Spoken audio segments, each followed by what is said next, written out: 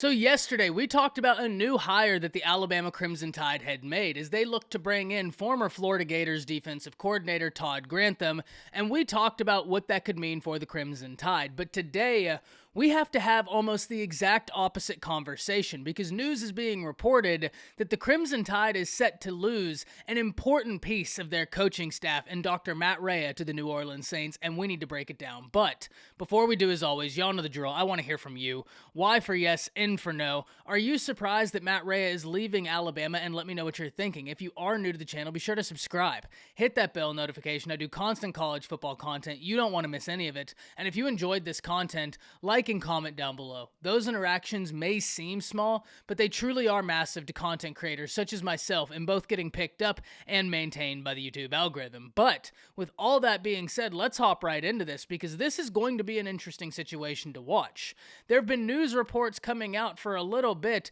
that Dr. Matt Rhea and David Ballou were being targeted by the New Orleans Saints. However, not long ago, Dr. Matt Rhea's counterpart David Ballou posted on Twitter #RollTide, to which many Tide fans, including myself, took to mean that the dynamic duo was staying put in Tuscaloosa, which I thought was a major win for Nick Saban and company. We fast forward to now, and at the very least, the silver lining in all of this is that Ballou is still on staff, even though Dr. Matt Rhea is making that jump to the New Orleans Saints, making that jump to the next level. One half of that duo is still in Tuscaloosa, and I think that's important, and we're going to break that down a bit more going forward.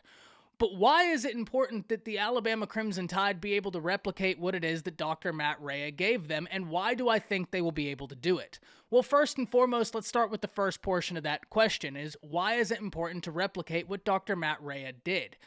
Well, first and foremost, this is very easy to answer, and Nick Saban himself pretty much well answered this very question when hiring Dr. Matt Rhea and David Ballou to be a part of the Crimson Tide staff. Nick Saban lauded the duo, saying that they were light years ahead of what he had seen in the collegiate and NFL spheres.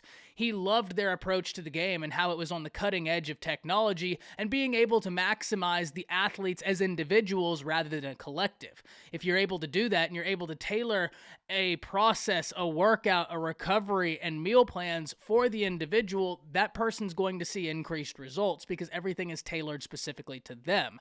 And that was something that Nick Saban really liked, and they were able to capitalize on the new facilities that Alabama had, which are truly incredible when you're able to look at them through the video tours or even in person. They're absolutely insane.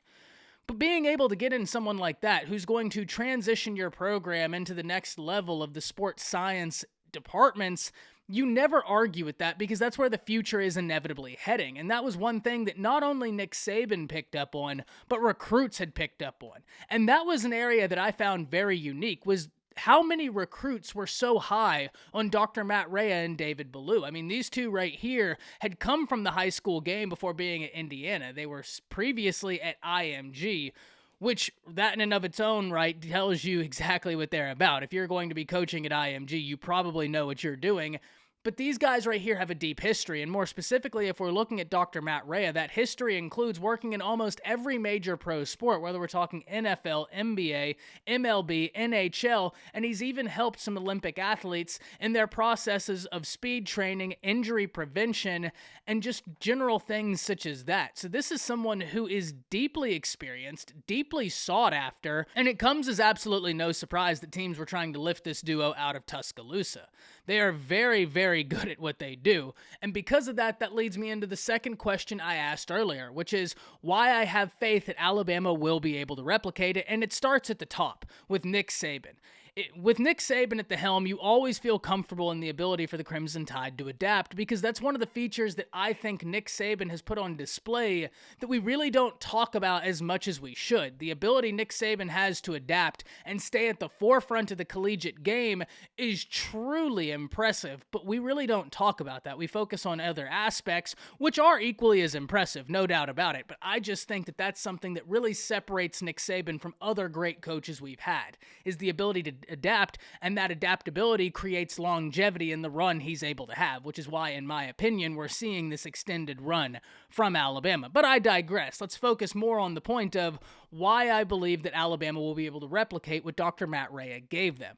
And like I said, we can start at the top with Nick Saban and the ability to adapt, but the ability for Nick Saban to recognize what he likes. And Nick Saban loved what Dr. Matt Rhea and David Ballou brought to the Crimson Tide, and I don't think he's going to be looking to transition it anytime soon. He loved the approach these guys had because he knows that's what the future is going to be, and he wants to be on the cutting edge of it. So the standard has been set, and knowing Nick Saban, you're not going to dip below a standard. He's only going to try and set a new standard, and that new standard is only going to go up. So that right there is reason one why I'm not concerned about Alabama being able to replicate what they had. The second reason is that they do retain one half of the dynamic duo in David Ballou, and I think that in and of itself is impressive and going to be important. But it was part of the reason that when Ballou tweeted out Roll Tide, I thought that they were both going to be remaining in Tuscaloosa. These are two individuals that have worked together extensively, both at IMG, Indiana, and into Tuscaloosa. And so I assumed that they were going to be a package deal regardless. However, now we know that's not the case. And so the fact that Alabama gets to retain half of this duo means that the systems that they'd put in place are going to continue because there's going to be familiarity with what they do. And in my personal opinion, when we look at when this is happening, it makes it even more important that Alabama was able to retain Ballou.